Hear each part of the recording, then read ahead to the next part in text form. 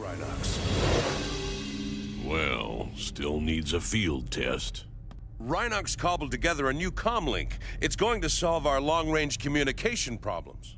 If it works. Well, let's find out. Welcome back to the Takara Hangar. This is Mike. Today I'm going to talk to you about the Takara Tomy masterpiece Rhinox MP-59. And I'm shocked that they made it because I thought they weren't going to make any more, and they did make this one. And I did get this one at Shozy Store. TH Reviewer Code if you want to help the channel out. I'll have a link down below where you can get yours. But we're going to take a look at this, the good and the bad. It's probably the best Rhinox on the market. I would say probably it is the best Rhinox on the market.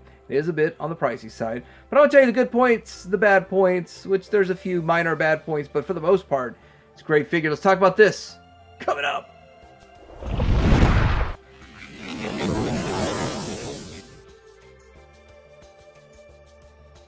Alright, so here's the packaging, and typical Takara packaging. Looks pretty good on the front, nice shiny, reflective where the figure character is.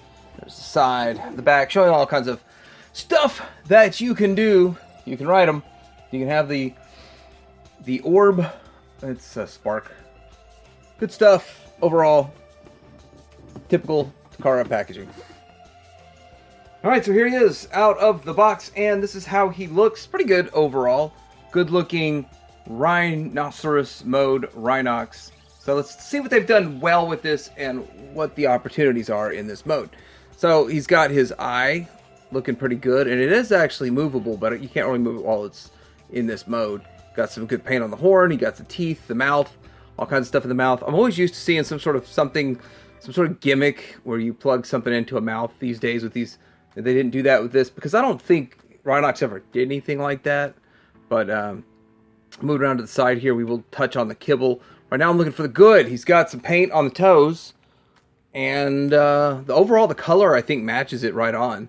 Looks pretty good. And it does have a shine to it, just like in the show. He has a little bit of articulation in this tail. I guess I'll do articulation here in a bit. But that's about the good in it. Now, I want to say it's super ultra panelly lined, which does kind of suck. And you're going to see I think it's the Studio Series Makeo's based on, which has very few lines in it. Like here, this thing here just doesn't look like it belongs. So there's the downside to it, but like from this angle, right there, it looks pretty good. The opening jaw makes it look pretty good. It's the face is like where they've really done the great work. Like that is really, the face is just a champ, but overall, I don't know. The alt mode, great color. It definitely looks like a rhinoceros, but does have quite a bit of kibble. But then again, I really like this for the bot mode, so that's kind of where I'm at with it. Let's get into a little bit of articulation. In order to get the head to articulate, you got to pull it out, and then you have all this articulation. And I guess that's, like, from there, it doesn't really look like it breaks the sculpt. That definitely looks like it breaks the sculpt. But to make it look better, it plugs in just straight up out. Most people will just display it like this, I guess. I mean, if you want to go from this side, well, you don't have a screw hole on this side. But on this side, you have a screw hole. Not a big deal, but something you're just not used to seeing on a prominent part of a masterpiece figure. But still not bad. Not bad at all. I would still probably say, hands down, this is the best version of Rhinox on the market. But if you're wanting to just keep it in the alt mode, I don't know, you might want to get the KO oversized. We're going to do comparisons here in a little bit. But articulation for this is all you can really do here. All you can really do here. So not much. The mouth and then the tail. That's really all you got for articulation. Not much, but do you really need more in the Rhino mode? I don't know. Alright, this is the KO Oversized, I believe it's KO Oversized Studio Series. And the reason I got this was because I thought we would never see a Masterpiece Rhinox. And now we've got it.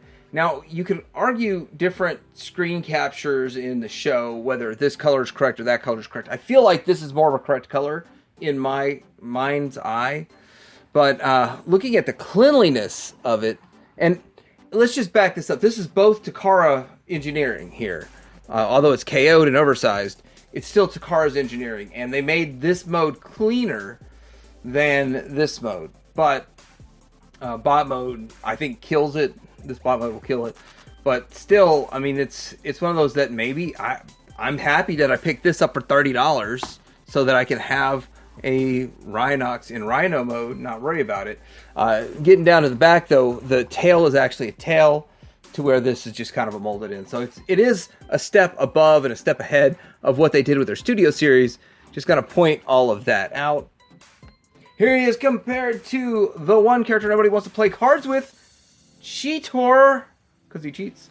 Anyway, he does have his own problem with some rear leg kibble. Same thing. Like, so now he's got some underbelly kibble, as if he wasn't bulky enough. But there it goes. And how's it look with a rat trap? No. Takara did not make a rat trap that I know of. But we do have Trans Art doing some great work right here with this one. And I kind of think this is too big for a rat trap scale-wise, but I care more about bot, and I still think rat trap's big for bot, and I'm okay with it. I'm perfectly fine. I actually like the Transmetals era better than the first era of Beast Wars, which is why Trans Art is my favorite masterpiece. Beast Wars manufacturer. Anyway, that's how it looks. So I saved this comparison for a separate segment because it is a little bit different kind of comparison. But you can see size and scale to Optimus there. But pop that panel off there, and then you see this, and then you just plug this in. You see that, and then you just spread his legs, and instead of just making it hard, just set him on there. All right, long story short, he rides it, and yeah, that was probably don't have it on there just right. It's the angle that he's got to be on it is just really weird. So I like this angle a little bit better. And he's just kind of barely sitting on there, but it works, I guess, better than nothing. Now for the transformation, pop this out. And I was going to skip this because I just kind of think people really aren't too interested in seeing the transformation a month after this thing's been out. But let's see here. Okay, pop that out. We are going to open this, fold this face piece out here. We're going to grab onto these and get him up in atoms. Up and out of the way. Now we're going to need to... Okay, this is a really cool feature where this moves the eyes around. Let's see if I can get that on camera. The eyes just go back like back in his head. There's the articulation point. And then from there we need to come down here and do some stuff. Let's go ahead and get his top head ready to just get stowed away there. Fold this around. Fold these ears around. And then put that back. And then all of this is going to fold forward. And we're going to fold that to the back. Then we're going to come down here to the side and start unpaneling some stuff. So this separates. And then that just folds up. This folds around. Same thing on the other side. Boom. And then from here, now this should come down and tab in like that. That's sort of how that should look. And then we're going to get into untabbing this, and then untab this, and then it's going to come down here to where we're going to lift this up. And then as you can see, we have another gun, which we'll deal with that later on. But right now we need to get into these transformations. Look, you see the hands there. Still have all this on the camera. We're going to fold this up in atoms, and then we need to get these arms a little bit out of the way here so that we can fold this down, but we need to get this folded. So let's get these arms sort of rotated out of the way here. I think it's going to be a little helpful to release this piece here so we get a little bit more range. Now, it seems like we need to just move that past the arm. There we go. And then we'll be able to fold these arms further out like so. And then this is going to come down. And it has this joint right here. And this all is going to come down this way, but this has to go underneath the arms. So let's see here.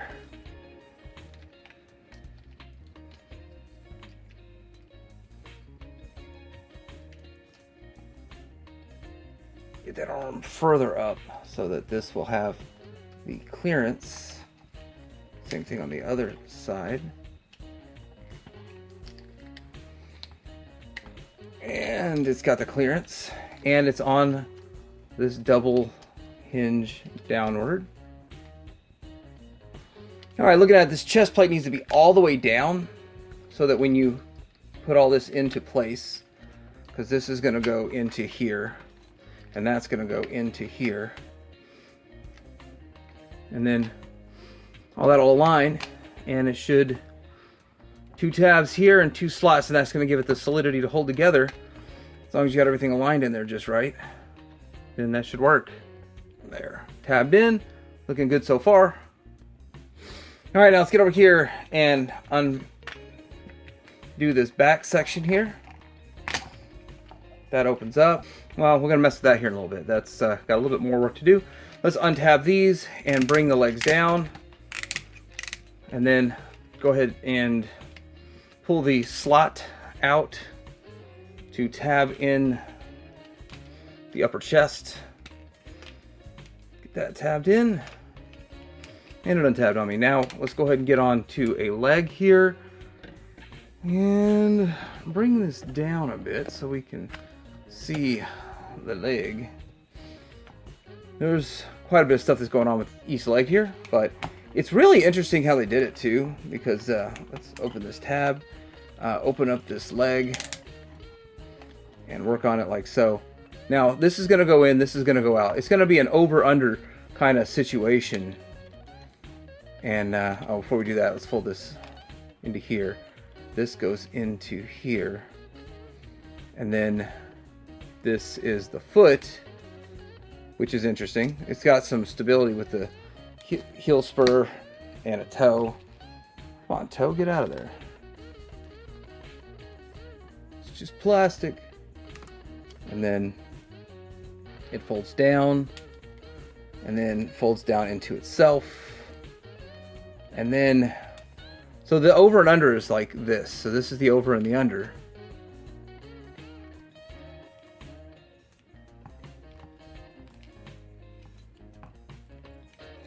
And let's make sure that we have the foot inside when we do this. Getting a little bit better angle on this. This is going to have to kind of go into here. And this needs to clear that. So this going in, this coming over, and then all this kind of tabbing into place. And then there is a tab right there. And then it all solidifies.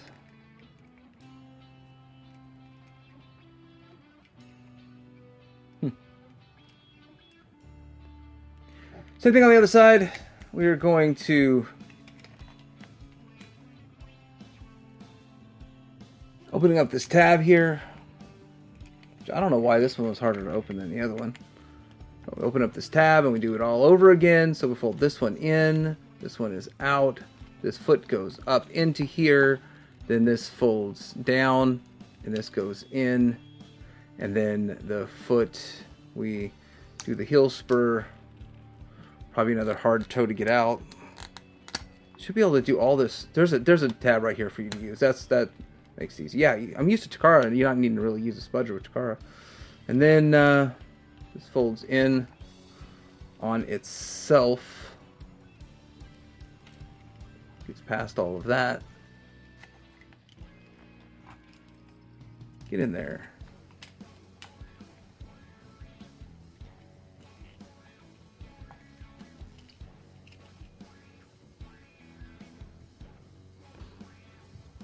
Tricky in reverse, isn't it? There we go. That's in place. Then we're going to close this bad boy up. And Get all that to align. I don't know, the snapping just doesn't sound good to me. But there it is so far.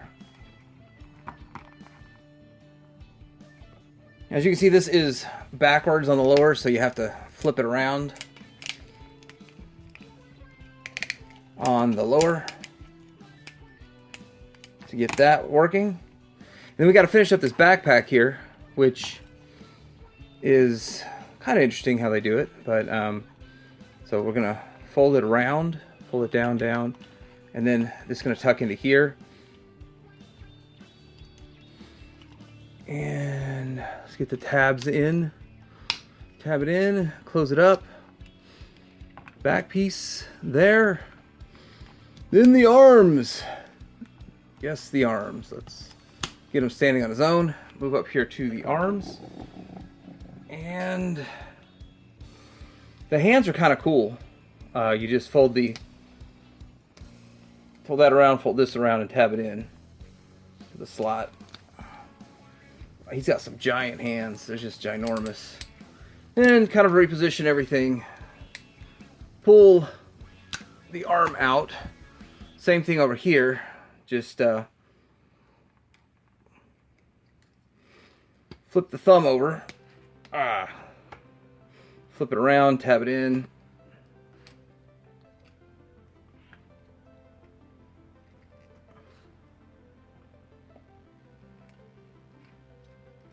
To here, pull it out, and then get his arm adjusted down to whatever you like. And here we go with the Rhinox.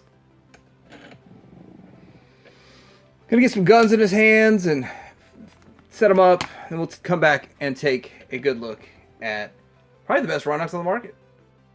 Alright, so he is all transformed up, and I want to point out, you have to transform this. Only one of these transforms is because it tucks away in his chest, so it's not full dual holding. I think that's kind of cool, but it also gives it a little bit more depth. Come on, plug in. The first one plugged in super easy.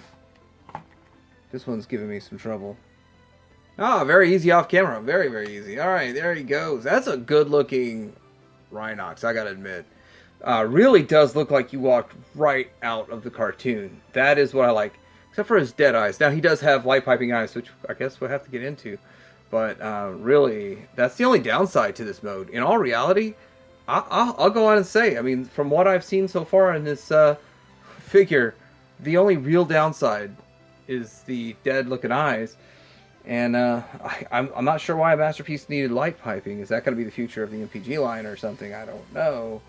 I really feel like this is the last of the more complex transformations we're going to be getting from Takara, and they're going to start getting simplified going forward. That was one of their long-term strategies, simplify transformation. Also simplifies production with less parts, and it simplifies things. But this one didn't seem simplified at all. But then they put light piping, so it makes it simplified. Now, I want to say I like the gold paint on here. That looks really good. And then gold paint back there. I really like how shiny the green paint is. And then they've got small insignias tampographed on his head. And just super shiny. Just really what I feel like when I saw the animation in the 90s off this guy. And I don't have a G1 toy because I thought, in all reality, most of the G1 toys I thought were terrible. Although I liked the character models in the show. Finally, we're getting the character models from the show. And that's why I buy these Masterpieces. That's why I buy these. Because I liked the show. I did not at all like the toys in the 90s. Until I did like the toys in the 90s that were the Transmetals, though. But this one just really looks good overall. I bet you that could plug in a little bit more. Tighten up. There's a little bit of a gap there. I'm okay with that. You got to have some articulation with this guy. Speaking of articulation, let's go ahead and get into articulation. And as bad as I don't want to, I'm going to take this out of so we can see what his hands can do. But yeah, articulation now. Here's his head, side to side, up and down. Looking good. Shoulders can go out to there. You get quite a bit of range out of it if it doesn't untab on you like mine just did. Quite a bit of range.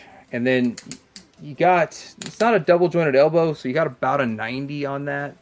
And then, man, he is primed for a gotcha moment, you know? One of those gotchas. Oh, he's got more articulation here, and he's got a bicep swivel. So not that that really does any extra for it much, but it does a little bit more for it. Now you have this opposable thumb, and the thumb, because of the transformation, can move all over the place, which is helpful for him holding his giant gun. Then you've got articulation point 1, 2 points of articulation, but he's got these last two fingers are all that exist there, but you can still get a gotcha if you really want to. Okay, waist swivel. What's going on with the waist swivel? Not a waist swivel or an ab crunch, but you can bend them over like old man Rhinox. Thigh swivel right there. If you get this out of the way, you get about that far over. He could probably stand on one leg if I gave it enough time. This far to the front, nothing to the back, really. Not much to the back. Look, he can look like he's running. And then the knee, a little past the 90. It kind of gets in its own way. And then we got ankle tiltage. And not really much front to the back, but he's a heavy guy, a big guy, so he's got to have the support to hold him up, of course. For accessories, we've already seen these guns, but going into a little bit more detail on them, they look really nice. There's quite a bit of paint, a lot of stuff going on with them. They look very similar in styling, except one transforms and the other one does not, so there's that. They both spin, so you can get that dual spinning action motion going. Now, let's look at his other accessories. He does have another face, and I guess it's more of an angry top part of his face to swap out. I don't like swapping faces out. He has an orb that kind of has a spark in it, spark orb. That is kind of cool. I kind of remember that from the show.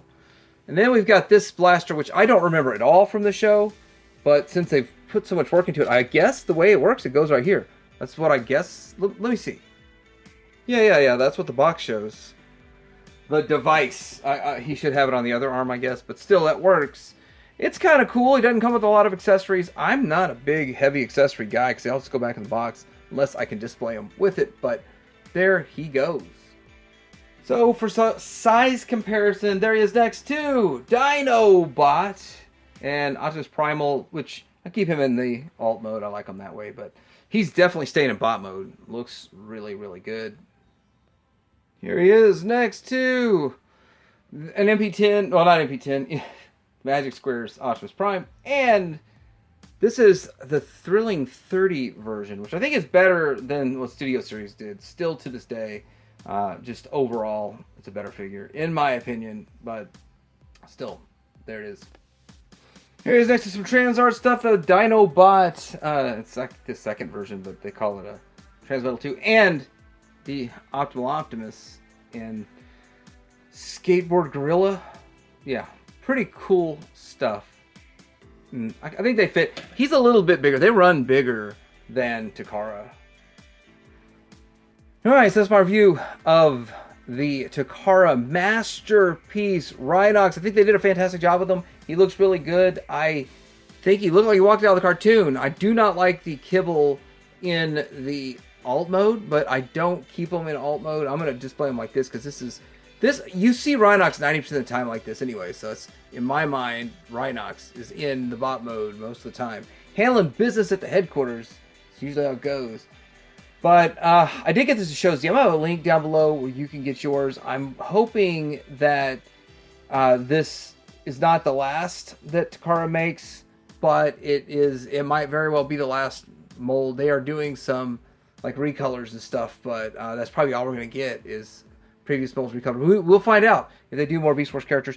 But anyway, let me know what you think about this in the comments below. Like, subscribe. Remember, if you order to show Z, TH in the support your reviewer code. If you want to help the channel, like, subscribe. Today I'm here out.